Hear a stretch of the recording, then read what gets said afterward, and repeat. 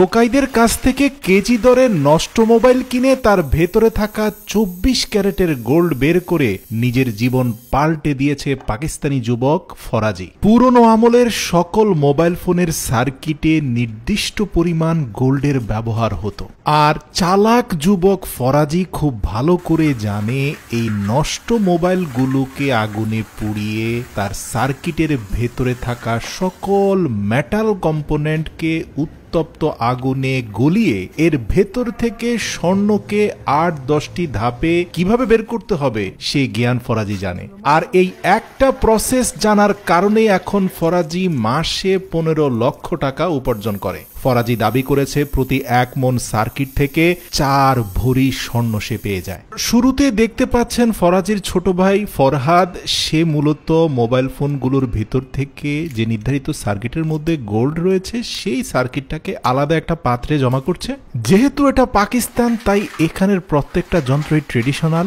দেখতে পাচ্ছেন একটা ট্রেডিশনাল গ্রাইন্ডারের মধ্যে সবগুলো সার্কিটকে রেখে তীব্র বেগে আগুনের স্প্রে চালু করে দেওয়া হয়েছে। পাইপ দিয়ে বের হওয়া তীব্র গ্যাসের প্রেসারের সাথে উত্তপ্ত আগুন ভিতরের সার্কিটগুলোকে পুড়িয়ে দিচ্ছে, যার ফলে এই দীর্ঘ সময়ের স্পিনিং এবং হিটিং প্রসেসের মাধ্যমে সব মেটাল কম্পোনেন্ট মানে কলকবজা সব আলাদা হয়ে যাচ্ছে। আপনারা দেখতে পাচ্ছেন এখানে প্রায় ১ মণ পরিমাণ গ্রাইন্ডিং করা সার্কিট রয়েছে। এখন এই সার্কিটের মধ্য থেকে যেই কম্পোনেন্টগুলো পিওর স্টিলের সেগুলোকে হাত দিয়ে আলাদা করে ফেলা হচ্ছে, যেগুলোতে সম্ভাব্য গোল্ড রয়েছে সেগুলোকে একেবারে ট্রেডিশনাল ওয়েতে মাটি চাপা দিয়ে পোড়া দেওয়া হচ্ছে। কোরিয়া জাপান হলে হয়তো আপনি এখানে স্বয়ংক্রিয় অনেক মেশিনের ব্যবহার দেখতেন। যেহেতু এটা পাকিস্তান, তাই মাটি চাপা দিয়ে গাড়ির পুরনো মোবিল ছিটিয়ে সেখানে আগুন ধরিয়ে দেওয়া হলো। প্রাথমিক আগুনে পুড়ে যাওয়া সার্কিটগুলোকে একেবারে মিহি করে ফেলার জন্য আরেকটা ট্রেডিশনাল গ্রাইন্ডারের মধ্যে সংযুক্ত করা হলো, যেটা স্বয়ংক্রিয়ভাবে চালিত হয়ে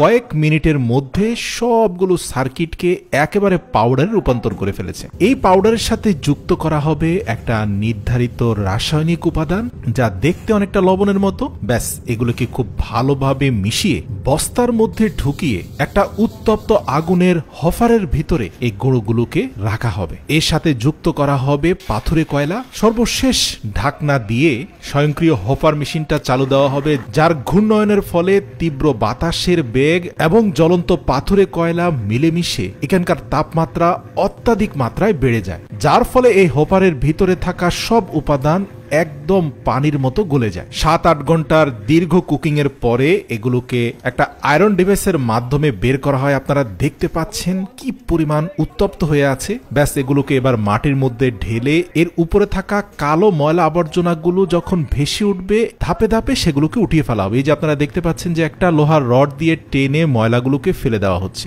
আর আপনারা জানেন মেটালের সাথে অন্য অন্য উপাদান সহ সব যখন গলিয়ে ফেলা হয়, মেটাল কম্পোনেন্ট নিচে পড়ে যায় আর ময়লা আবর্জনাগুলো উপরে ভেসে আসে। তো যাই হোক, পানি ছিটিয়ে বেশ কয়েকটি ধাপের পরে একটা শক্তপোক্ত ধাতব উপাদান পাওয়া গেল, যা সার্কিট থেকে বের হয়েছে। প্রিয় দর্শক, মনে রাখতে হবে এর ভেতরে কিন্তু গোল্ডের উপাদানও রয়েছে। এবার লোহার কড়াইয়ের মতো বেঁচে থাকা এই লৌহ দণ্ডটাকে আবারও ট্রেডিশনাল ওয়েতে কয়লা ছিটিয়ে আগুন ধরিয়ে হোপারের মাধ্যমে তীব্র বাতাসের প্রবাহ সৃষ্টি করে এটাকে চতুর্থ ধাপের মতো আবারও গলানো হয়েছে। আর একজন ব্যক্তি দূর থেকে আরেকটা লোহার ডিভাইসের মাধ্যমে ময়লাগুলো ভিতর থেকে বের করে নিয়ে আসার চেষ্টা করছেন। আর দীর্ঘ ৩-৪ ঘন্টা এর ভেতর থেকে একাধিকবার ময়লা বের করার পরে বেঁচে থাকা লৌহদণ্ডটাতে আপনারা স্পষ্ট স্বর্ণের উপস্থিতি দেখতে পাচ্ছেন। ব্যাস, এর সাথে মিশ্রিত করা হবে বেশ কয়েকটি রাসায়নিক কেমিক্যাল। ফরাজি জানে যে কেমিক্যালগুলো মূলত এই মেটাল কম্পোনেন্ট থেকে গোল্ড কম্পোনেন্টটাকে আলাদা করে ফেলবে। তো এই রাসায়নিক ২-৩টি উপাদান মিশিয়ে পুরো রাত